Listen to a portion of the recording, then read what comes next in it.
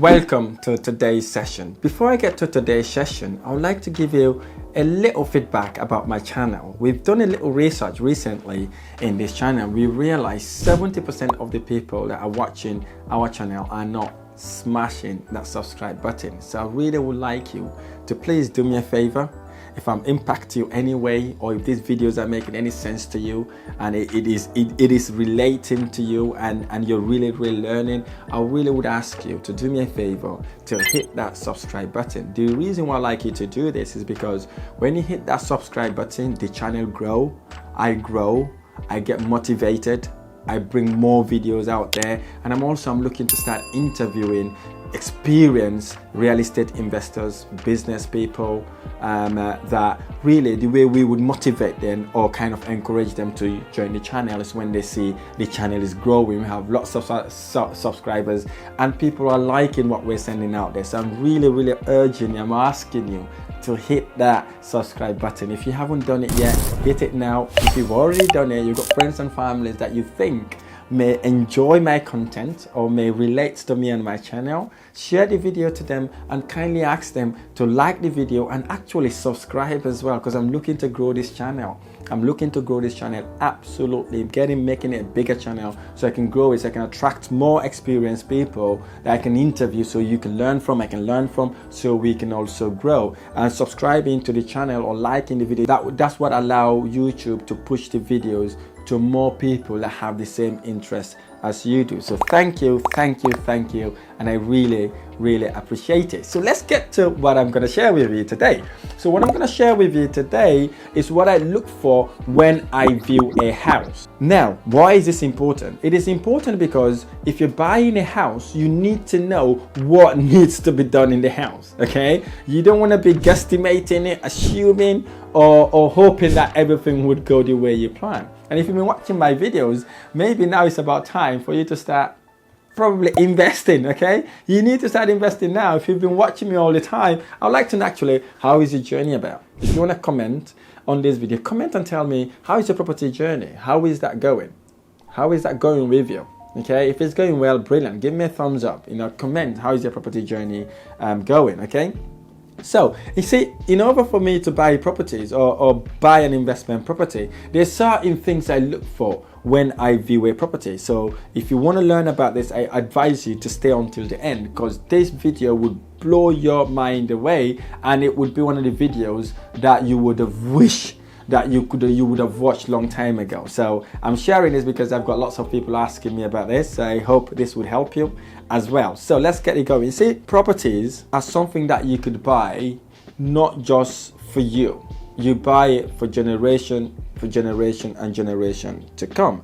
So in order for you to invest or buy a property, you need to know these things, because I remember buying a property when I just started my investment journey.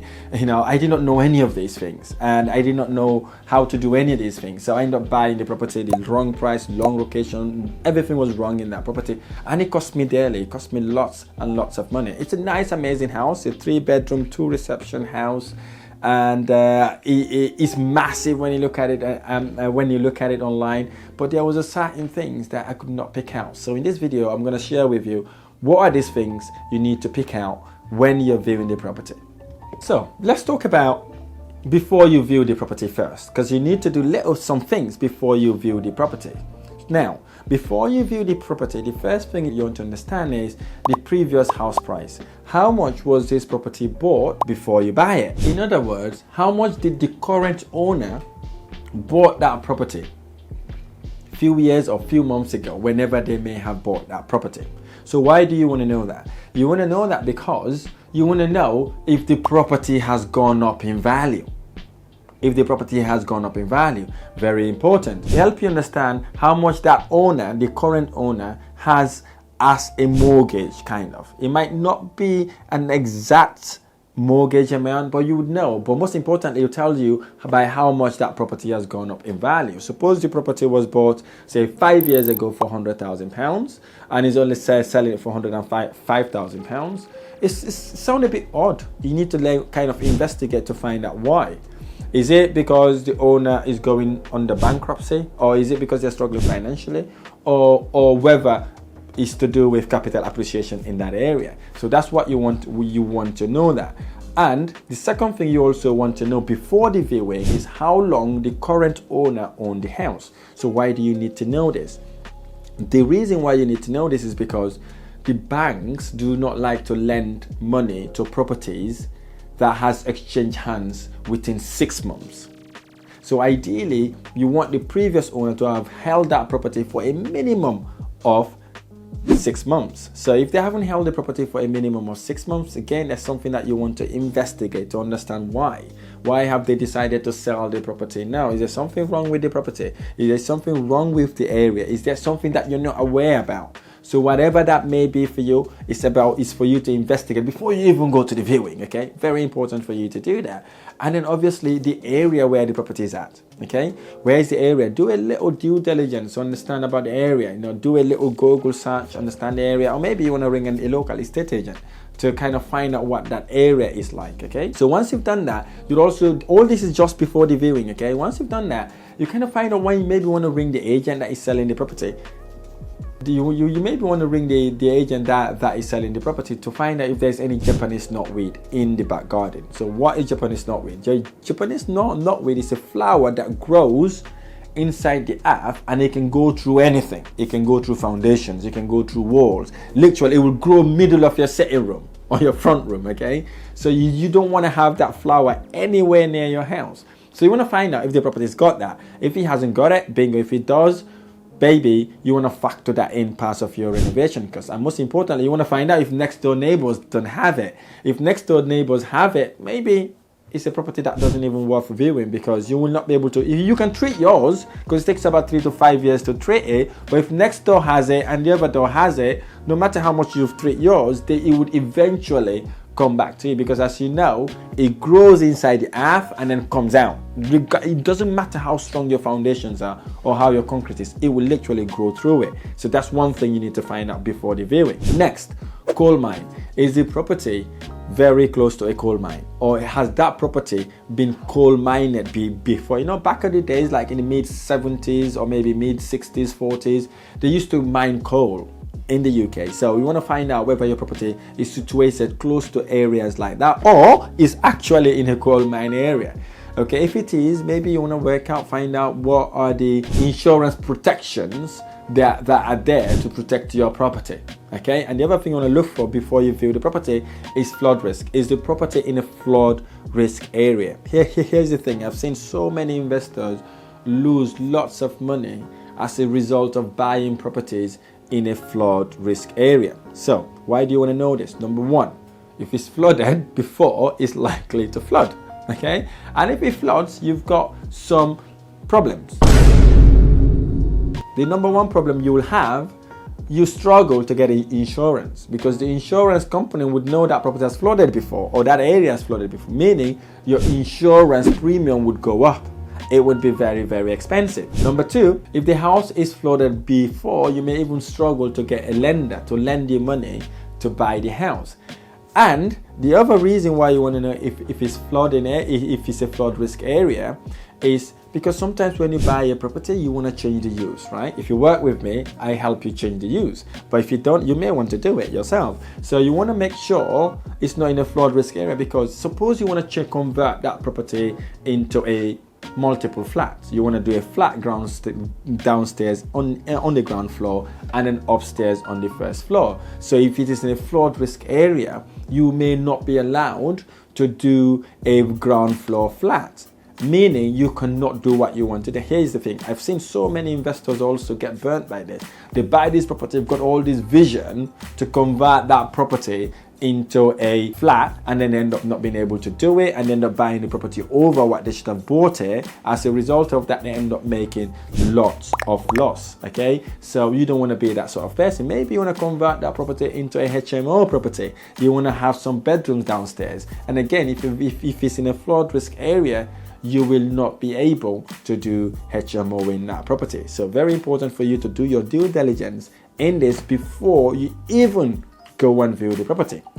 Now let's talk about during the property. Now you've seen that, hopefully all that checkbox, okay, property was bought, per capital appreciation gone up, and owners own it for over 2 years, and the area is a good area, and there's no Japanese knotweed, no coal mine issue, no flood risk. You check all those boxes.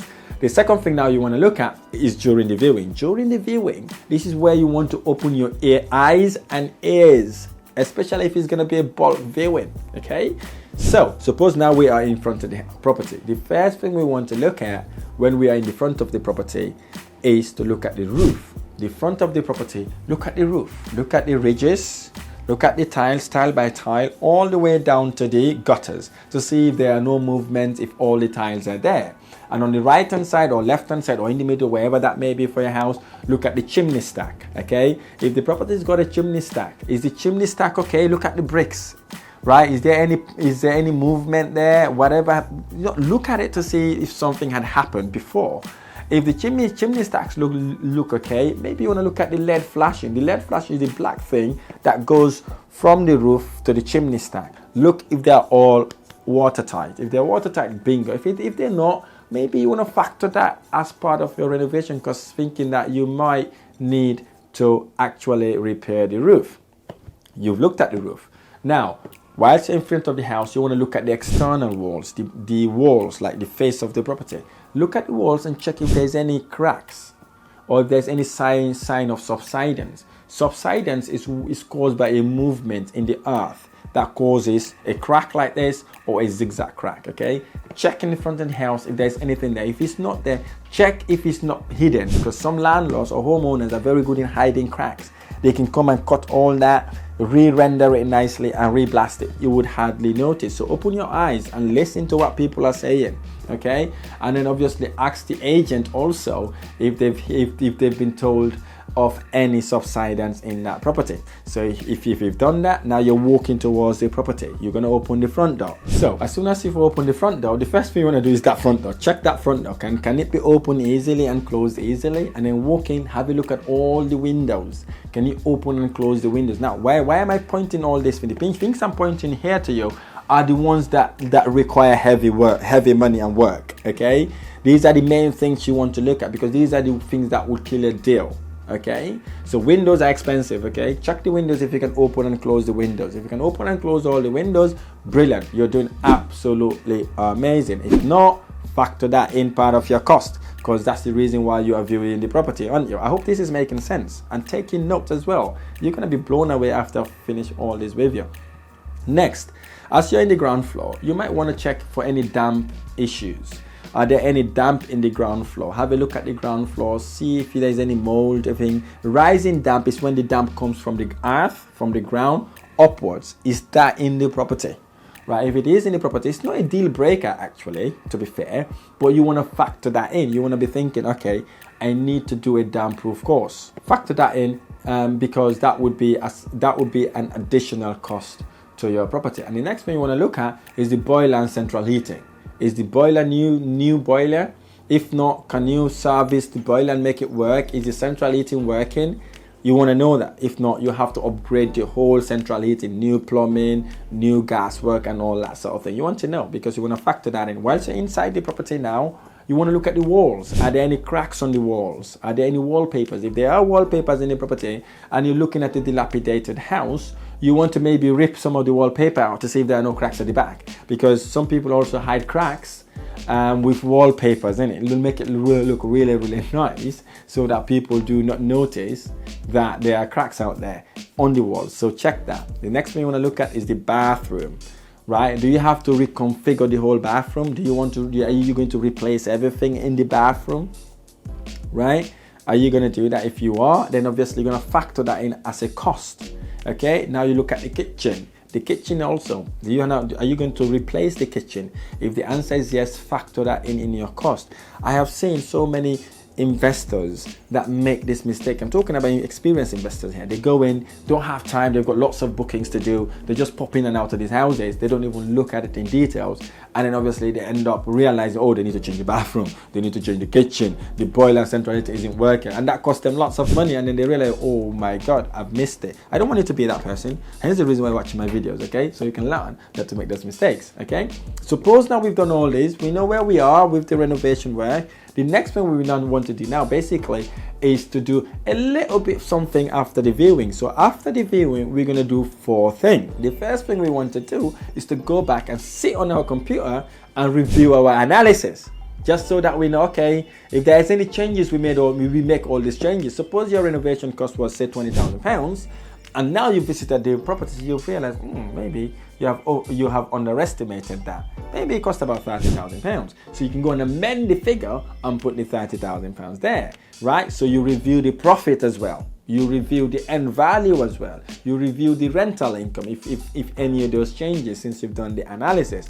Brilliant. So whilst you're at the property doing the viewing, I encourage you to also take a video of the property. Watch it first, view it nicely. Once you've done the viewing, grab your phone, start videoing the property from the outside all the way to the inside. But what I would advise you to do is not to take the video on portrait, but advise you to do it as landscape like this, because that way it gives you enough room to have a look at the property. So, and then you do the whole video. Now you go back, rewatch that video. And when you're doing the video, talk through it. This is a sitting room. This is what I think needs to be done here. This is a central heating. This is what I think we need to do. Oh, there's no boiler. We need to install boiler. So that then gives you a refresher, especially if you viewed about 5, 6 or 7 or maybe 10 houses. You may have forgotten about the first house. The videos would help you significantly. So assume you've watched the video, you've reviewed your figures, it's about time to put your offer. So when you put in your offer, then at that point, you already know what your offer is. So what you do, you find the best case scenario offer, second best, and maybe third best if you want it. If you don't want to haggle, you go with your final price. You put an offer. And when you put that offer, pretend like you're not interested in that property. And don't just look at one property and then you stop. Keep looking for more properties so that they are in the pipeline. Here's the thing. If you've got lots of properties in the pipeline, if one fell through, it does you no harm. Okay, but if you've got only one property, your life and soul depend on it, and your offer don't get accepted, you keep creeping it up. You're going to increase your offer until you get emotionally involved and you end up buying the property more than it's worth. So do not fall in love with the property itself, right? Fall in love with the figures. Dictate what the figures are saying. Let the figures dictate to you in order to make your offers. I really hope this video has been helpful. If this video has been helpful, hit the like button below, subscribe to my channel for more amazing videos. I look forward to sharing the next video.